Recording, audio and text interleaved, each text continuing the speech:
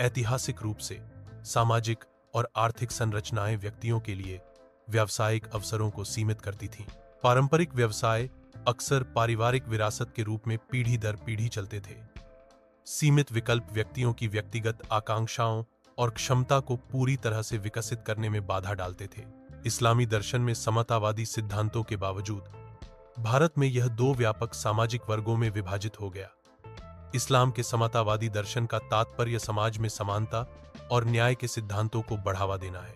भारत में ऐतिहासिक और सामाजिक कारकों के कारण इस्लामी समाज दो अलग अलग सामाजिक क्रमों में विभाजित हो गया। यह विभाजन इस्लामी दर्शन के मूली सिद्धांतों के विपरीत है, जो समानता और भाईचारे पर जोर देता है। इस विभाजन के परिणामस्वरूप भारत में इस्लामी समाज में विभिन्न सामाजिक और आर्थिक असमानताएं उत्पन्न हुई। उच्च क्रम में विदेशी निष्कर्षण के लोग शामिल थे, जो खुद को शोराफा या अशरोफ कहते थे। शोराफा या अशरोफ में ज्यादातर विदेशी मुस्लिम, रईस और सैनिक शामिल थे। उच्च क्रम में उच्च जातियों के परिवर्तित हिंदू भी शामिल थे। उच्च और निम्न क्रम में विदेशी निष्कर्षण के लोगों का वर्गीकरण सामाजिक संरचना को दर्शाता है। अजलफ कहे जाने वाले भारतीय मूल के लोग निम्न जातियों के परिवर्तित हिंदू थे। अजलफ विदेशी निष्कर्षण के कारीगर और काम करने वाले थे जो भारत में बस गए थे। ये कारीगर अपने पेशे में भारत में बस गए थे। अजलफ शब्द का प्रयोग उन लोगों के लिए किया जाता था जो भारत में बस गए थे। अशरोफ विदेशी मूल के मुसलमान भारतीय मुसलमानों पर श्रेष्ठ स्थिति का दावा करते थे। यह दावा अरब, फारस और तुर्किस्तान के साथ उनके कथित संबंधों पर आधारित था।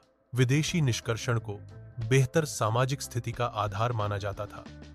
अशरोफ ने भारतीय मूल के मुसलमानों की तुलना में उच्च सामाजिक दर्जा का दावा किया। यह स्थिति ऐतिहासिक और सामाजिक कारकों से प्रभावित थी। अशरोफ की स्थिति भारतीय मुस्लिम समाज में स्तरीकरण का एक उदाहरण है।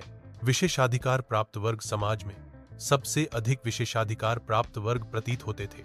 इन वर्गों को अक्सर राजनीतिक शक्ति और आर्थिक संसाधनों तक असमान पहुंच प्राप्त होती थी। विशेषाधिकार प्राप्त वर्ग की सदस्यता अक्सर वंशानुगत होती थी, जो पीढ़ियों तक असमानता को कायम रखती थी। ऐतिहासिक रूप से इन वर्गों ने सामाजिक मानदंडों और मूल्यों को आकार देने में महत्वपूर्ण भूमिका निभाई। मुस्लिम सामाजिक संरचना स्थापित हिंदू जाति व्यवस्था के आधार पर विभाजित होने लगी। यह विभाजन सामाजिक स्तरीकरण और असमानता को दर्शाता है। जाति व्यवस्था के समान मुस्लिम समाज में भी विभिन्न सामाजिक समूह विकसित हुए। यह विभाजन सामाजिक गतिशीलता को सीमित करता है। इस्लाम की विशिष्ट पहचान अभी भी बनाए रखी गई थी, चाहे जो भी तथ्य और कारण हो।